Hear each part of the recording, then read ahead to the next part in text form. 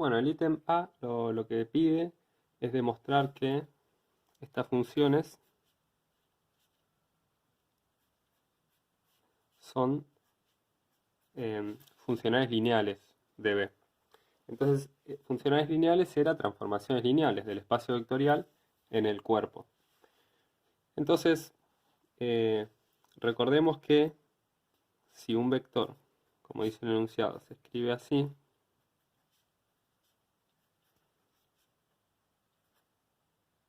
en donde estos constituyen una base del espacio vectorial, entonces lo que hacía esta función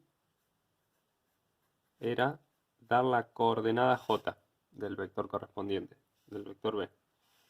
Entonces, lo que yo quiero saber es qué pasa cuando yo evalúo esto en b más t por w, en donde b va a ser este vector, w va a ser otro vector con coordenadas distintas.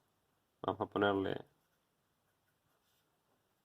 i sub j a las coordenadas de w en la misma base, y t es un numerito real. Entonces yo quiero ver si esto se comporta como una transformación lineal. Bueno, ¿qué me va a devolver esta función? Esta función me va a devolver la coordenada j del vector que está dentro, ¿sí? Así es como funciona, era la definición que yo les mostré acá. Entonces, para saber cuál es la coordenada j de este vector, lo primero que tengo que hacer es escribir ese vector en la base correspondiente. Entonces voy a agarrar las escrituras de cada uno de los vectores b y w que yo tengo a mano, que son estas, y ver si puedo escribirlos juntos. Y sí, se puede. Puedo llevar la sumatoria afuera y acá me va a quedar x sub j. Este t lo meto para adentro haciendo propiedad distributiva. Recuerden que esto es una suma finita, entonces el número que está multiplicando simplemente entra por propiedad distributiva. Me queda más t por i sub j, y este b sub j lo saco de factor común, vamos a decir. En realidad esta era una de las propiedades de las 10 propiedades axiomáticas que debían cumplir los espacios vectoriales, ¿sí? Esa especie de distributiva hacia la derecha. Entonces, acá me quedó este vector escrito en la base de los vectores en cuestión, y por lo tanto la coordenada j está a la vista, es lo que se ubica al lado del vector b sub j. Entonces, esta función me va a devolver xj más t por ij. Ahora, xj, ¿quién es? Es la función evaluada en b. A t lo voy a dejar escrito así. Y el i sub j no es otra cosa que aplicarle la función phi sub j al vector w. Fíjense que w está escrito acá. Si yo le aplico phi sub j, me devuelve la coordenada j, que es esta. O sea que puedo reemplazar el i sub j por eso. Con lo cual tiene un comportamiento de función lineal, ¿sí? Con esto damos por terminado el ítem A. Estas funciones, que se llaman funciones coordenadas, son funcionales lineales. A todo esto hay que tener en cuenta siempre que la base está fija, es la base de los b sub j. Bueno, para el ítem B es explicar por qué la aplicación phi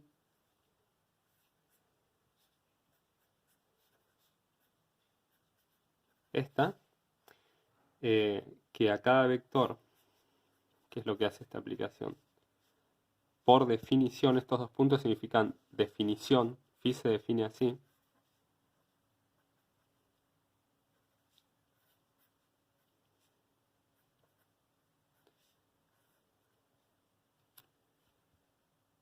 en donde el E sub j es el vector canónico de esto, que puede ser Rn o los complejos a la n. Entonces, explicar por qué esta función es una transformación lineal. Bueno, ¿qué podemos decir sobre eso? podemos hacer lo mismo, podemos decir phi de b más t por w y ver qué sucede con esta cuenta, ¿sí? Si tiene un comportamiento de función lineal o no. Entonces, esto será, será la suma desde j igual a 1 hasta n de phi sub j, pero en lugar de poner b, ahora yo estoy evaluando la función en b más t por w, así que acá voy a poner en este lugar b más t por w y el vector canónico de la base de, que bien podría ser Rn esto. Ahora, si miramos el ítem A, esta función coordenada es lo mismo que esto. Entonces, aplico eso y me queda phi sub j evaluado en b más t por phi sub j evaluado en w. Paréntesis, y acá el de sub j. Entonces ahora, haciendo de nuevo, aplicando una de estas 10 propiedades de los espacios vectoriales axiomáticas, me queda phi sub j evaluado en b por e sub j más t por phi sub j evaluado en w por e sub j. Todo esto sumado, ¿sí? Y si distribuyo la suma en dos sumas, me queda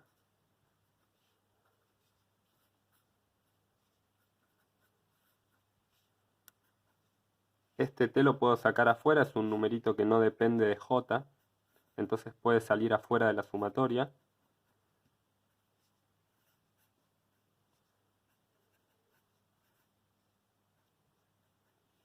Y esto no es otra cosa que, fíjense, toda esta primer sumatoria es phi evaluado en b.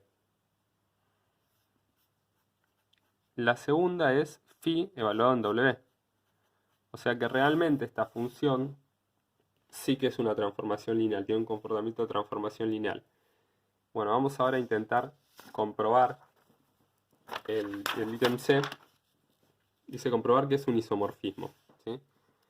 Entonces, para eso tengo que hacer dos cosas, ver que es sobreyectiva e inyectiva. Entonces, para ver que es inyectiva, tomemos un vector que satisfaga, que cuando yo le aplico la función me da 0, ¿sí? Tiene que haber solamente, este es el 0 en k a la n, ¿sí? Si la función es inyectiva, solamente un vector puede cumplir esto y es el vector nulo, ¿sí? Entonces, este vector lógicamente está en el espacio vectorial B. ¿Qué es esta definición? Esta definición es, esta función se define de esta manera, como se definió en el ítem B.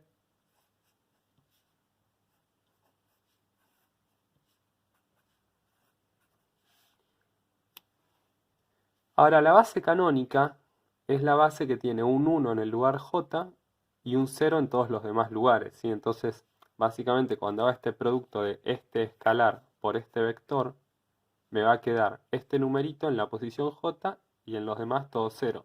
Y cuando sume esos vectores me va a quedar phi sub 1 de b, phi sub 2 de b, hasta phi sub n de b. Esto es lo que me da el lado izquierdo de la igualdad, ¿sí? Y del lado derecho tengo el vector 0 de k a la n, que sería 0, 0, 0, 0, n veces. Igualando esto, lo que me sale es que todos los phi sub j en b dan 0, ¿sí? Para todo valor de j entre 1 y n. Pero acordate que j eran las coordenadas en la escritura de b, ¿sí? Los phi sub j, o sea, nosotros sabíamos que a b lo escribíamos así y que estos tipitos de acá no eran otros que los phi sub j de b, ¿ok? Entonces, si todos valen 0, vos estás haciendo en realidad una suma así. Número 0 por vector b sub j. 0 por vector te va a dar 0 siempre, entonces esto termina dando el vector 0 del espacio vectorial B. ¿Qué es lo que acabo de mostrar? Que el núcleo de la transformación lineal phi tiene un vector solo. Y ese vector es el 0 del espacio vectorial B. ¿Sí? Vamos a ponerle acá así. Entonces, eso quiere decir que phi es inyectiva. O, digamos, hablando en el contexto de transformaciones lineales, sería monomorfismo. Además, uno también puede ver que es sobreyectiva, ¿sí? Entonces, para eso, tengo que tomar un vector x1, x2, xn, cualquiera, totalmente arbitrario, acá, ¿sí? En el codominio de la función. Mi función, recuerden que va del espacio vectorial B acá a la n. Entonces yo tengo que, a los fines de demostrar que es sobreyectiva, tomar un vector acá y ver que siempre existe un vector en B que va a parar ahí. Y bueno, ¿quién va a ser el vector en B que va a parar ahí? Les dejo para que chequen las cuentas, pero el vector no es más que este, ¿sí? xy o xj b sub j con j sumado desde 1 hasta n. Si ustedes verifican, van a ver que phi de b les da exactamente este vector que lo vamos a llamar x. ¿Sí? Entonces, la función es epimorfismo.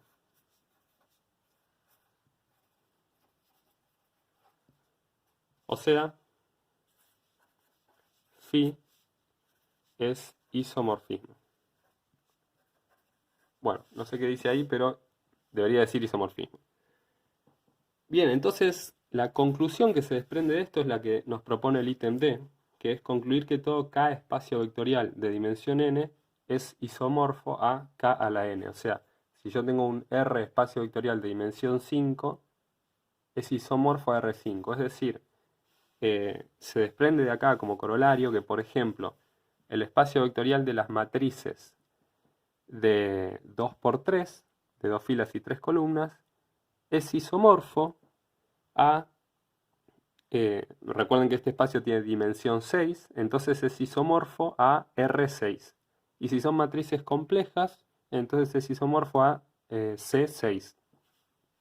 Bueno, ¿y por qué es isomorfo? Bueno, porque phi establece, a ver, vamos a decirlo de esta manera. Si B tiene dimensión n, entonces